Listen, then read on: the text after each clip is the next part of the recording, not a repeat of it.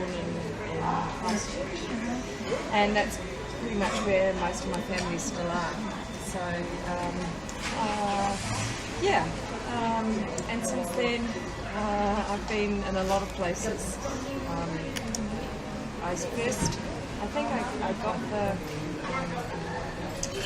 the desire to travel and work overseas when I was a secondary school student. I had an exchange and I lived in Italy when I was 16. So then that kind of tied in with coaching and working overseas.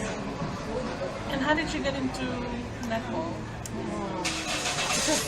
Like many Kiwi kids, I lived in a rural area, and so we just played sport.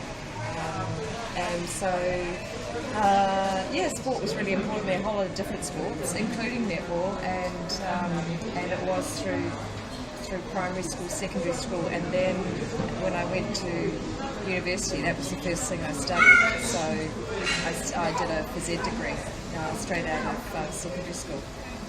So I guess it was always going to be. I was teaching in sport, and then I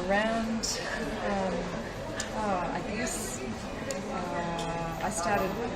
I was always coaching, playing and coaching and all that, and then coaching became professional for netball. So that. In what year did that? I was first paid to coach, I guess, full time when I first started in Singapore. So that was in 2003.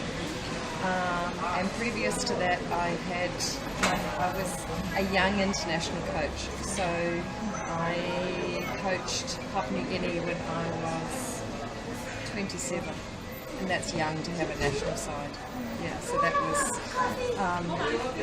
But how I got to these places was not. How I got to Papua, and I'm jumping around already. How I got to Papua New Guinea was, it was not for netball.